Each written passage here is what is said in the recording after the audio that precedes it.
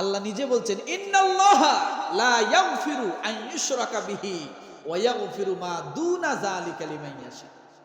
এই আয়াতের ব্যাখ্যাটা কি রকম বলেন বোঝেন। আপনার জিনার গুনাহ আছে, আপনার মদের গুনাহ আছে, আপনার হত্যার গুনাহ আছে, সব গুনাহ একটা মনে করেন বস্তার ভিতরে আছে, আপনার কাছে আছে, কিন্তু শুধুমাত্র একটা গুনাহ নাই। সেটা কি? শিরকের গুনাহটা নাই। আল্লাহ বলে যা আমি তোকে মাফ করে দেব। আল্লাহ কি বলে? ইন্নাল্লাহা লা ইয়াগফিরু, নিসার মধ্যে আসছে ইন্নাল্লাহা লা ইয়াগফিরু আন ইউশরাকা বিহি ওয়া ইয়াগফিরু মা দুনা, অর্থাৎ সব গুনাহ আছে, নাই কি? একটা গুনাহ নাই, শিরকের গুনাহটা তোমার নাই। আল্লাহ বলে আমি সব মাফ করে দেব। এখন কথা হলো হুজুর, শিরকের গুনাহ কি তাহলে মাফ হবে না? এই আয়াতের আলোকে তো বোঝা যায় যে শিরকের গুনাহ রব্বুল আলামিন ওখানে ওই কথা বলেছেন। আল্লাহ এখানে আবার আশার সঞ্চয় করে দিলেন, ইল্লা মান তাবা ওয়া আমানা ওয়া আমিলা আমালান সালিহান ফাউলাইকা ইউবাদদিলুল্লাহু সাইয়্যাতিহিম হাসানা ওয়া কানাল্লাহু গফুরার রহিমা। জোরে জোরে জোরে জোরে জোরে, আরো জোরে, আরো জোরে। মাথা উঁচুই থাকবে, মাথা নিচু হবে না।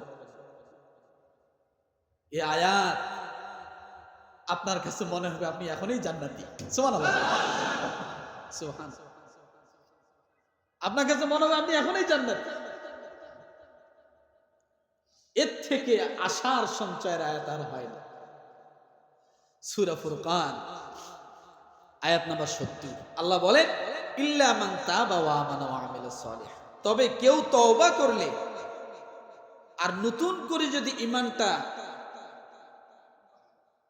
ইমানটা যদি আবার রেফায়ার করে, রব্বুল আলামিন বলেন পাশাপাশি সৎকর্ম করে যায়, আল্লাহ তাআলা বলেন আমি এইরূপ লোকদেরকে তাদের জীবনের গুনাহ তো মাফ করে দিবই, অতীতের যতগুলো গুনাহ ছিল ওই গুনাহগুলোকে আমি আল্লাহ পরিবর্তন করে নেকিতে পরিপূর্ণ করে দিই।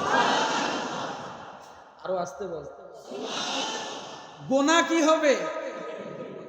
সওয়াবে পরিণত হবে।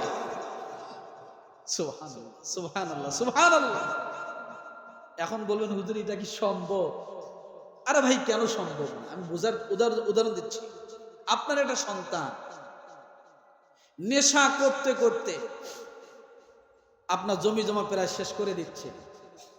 আপনার এই সন্তানটা আপনি নিরাময় কেন্দ্রে, মাদক নিরাময় কেন্দ্রে আপনি এডমিশন করলেন, 2-3 মাস থাকলো, এরপরে সে বুঝতে পারলো এটা আমার জন্য ক্ষতি। সে ওখান থেকে তওবা করে বলল বাবা আমি আর কোনোদিন খাবো না, আমি আর কোনোদিন নেশা করব না। সেদিন আপনি পিতা বা আপনি ভাই, আপনি গার্ডিয়ান, আপনার মনটা ভরে যাবে না? তখন আপনি তাকে কি সান্ত্বনা দিবেন? তুমি যদি মদ আর না খাও, নেশা না করো, আমি তোমার নামে জমি লিখে দেব, কি তোমার নামে বাড়িতে লিখে দিব, তোমাকে আমি গাড়িতে দিয়ে দিব, তোমাকে আমি 5 লাখ টাকা দিব, বাবা তুমি যা চাও আমি তাই দেব, তুমি নেশা তবু করিও না। তাহলে আগে তার খারাপ দিকটা ছিল, এখন ভালো হওয়ার জন্য যখনই সে ইরাদা করেছে, আপনি পিতা আরো তাকে বেশি কিছু দিতে চাচ্ছেন। আল্লাহ বলে বান্দা শিরক করছো, শুধু একবার তওবা করে লা ইলাহা ইল্লাল্লাহ পড়ে নাও, নেক কাজ করার চেষ্টা করো, আমি আল্লাহ তোমার অতীত জীবনের সমস্ত গুনাহগুলোকে সওয়াবে পরিণত করে দেব। ইল্লা মান তাবা ওয়া আমানা ওয়া আমিলা আমালান সালিহা ফাউলাইকা ইউবাদদিলুল্লাহু সাইয়্যাতিহিম হাসানা ওয়া কানাল্লাহু গফুরার রহিমা। আল্লাহ লাস্টে যে বলতেছেন আল্লাহ তো অতি ক্ষমাশীল, পরম দয়ালু। আমরা তো সেই দয়ালুর বান্দা হতে চাই, কি বলে? রহমানের বান্দা হতে চাই। তাহলে এই 3 গুনাহ, 1 নাম্বার শিরক করব, 2 নম্বরে অন্যায়ভাবে হত্যা, ব্যভিচারে লিপ্ত, রাজি আছেন? আল্লাহু আকবার, আল্লাহু আকবার।